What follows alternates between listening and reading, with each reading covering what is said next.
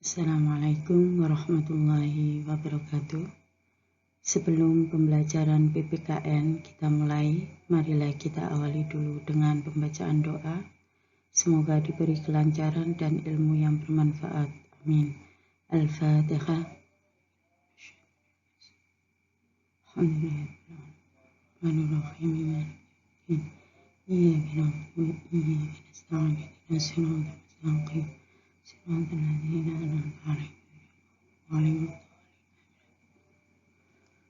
Untuk pembelajaran PPKN pertemuan kedua ini, kita ulas kembali tentang sistem pembagian kekuasaan negara Republik Indonesia.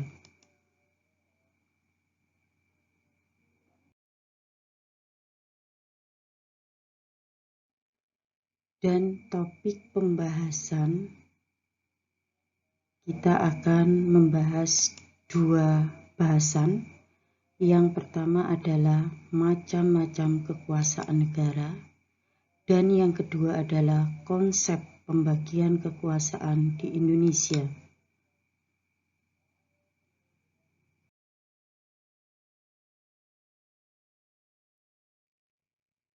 Untuk poin yang pertama, macam-macam kekuasaan negara. Menurut para ahli, yang pertama menurut Montesquieu, membagi kekuasaan negara menjadi 3, legislatif, eksekutif, dan yudikatif.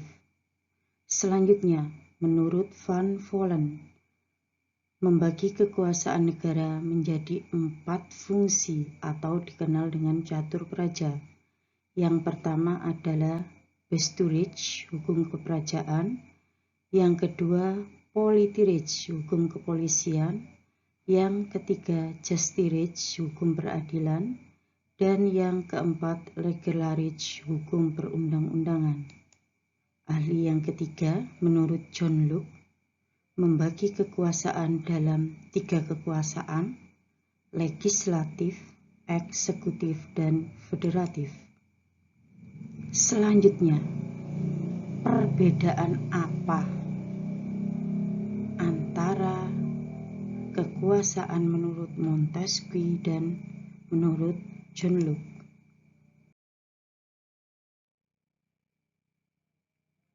Perbedaannya adalah, kalau menurut Montesquieu, kekuasaan legislatif adalah kekuasaan untuk membuat undang-undang. Demikian juga John Locke mengartikan legislatif adalah kekuasaan untuk membuat undang-undang. Perbedaannya pada poin yang kedua, jikalau menurut Montesquieu, eksekutif adalah kekuasaan untuk melaksanakan undang-undang sekaligus juga kekuasaan untuk mengadakan hubungan dengan negara lain, atau yang disebut dengan, menurut John Locke, federatif, kekuasaan federatif.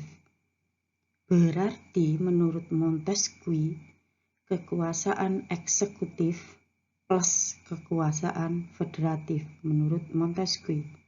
Sedangkan menurut John Locke, kekuasaan eksekutif adalah kekuasaan untuk mempertahankan undang-undang sekaligus untuk mengadili. Di sini diartikan, menurut John Locke, kekuasaan eksekutif adalah kekuasaan yudikatif. Itu poin perbedaannya.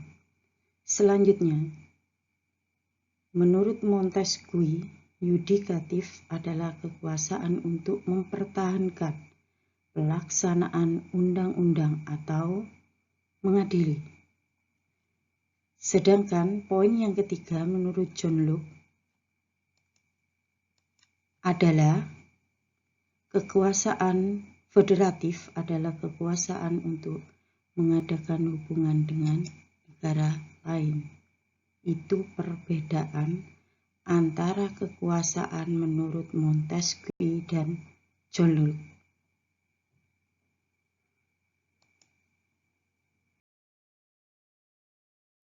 Selanjutnya, poin pembahasan yang kedua. Konsep pembagian kekuasaan di Indonesia itu dibagi ke dalam 3 bagian. Pembagian kekuasaan secara horizontal dan pembagian kekuasaan secara vertikal. Pembagian kekuasaan secara horizontal adalah pembagian berdasarkan fungsi lembaga-lembaga negara, sehingga sifatnya sederajat. Yang membedakan adalah fungsinya. Sedangkan pembagian kekuasaan secara vertikal adalah pembagian kekuasaan berdasarkan tingkatannya, yakni antara kekuasaan pemerintah pusat dan daerah. Pembagian kekuasaan secara horizontal dibagi menjadi 6 kekuasaan. Yang pertama adalah kekuasaan konstitutif, adalah kekuasaan mengubah dan menetapkan undang-undang. Itu merupakan kekuasaan dari lembaga negara yang disebut MPR, Majelis Permusyawaratan Rakyat.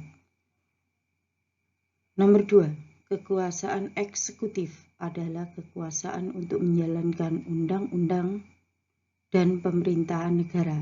Ini merupakan kekuasaan Presiden, Wapres, dan para menteri. Selanjutnya, nomor 3, kekuasaan legislatif adalah kekuasaan untuk membentuk undang-undang. Merupakan kekuasaan dari DPR, Dewan Perwakilan Rakyat.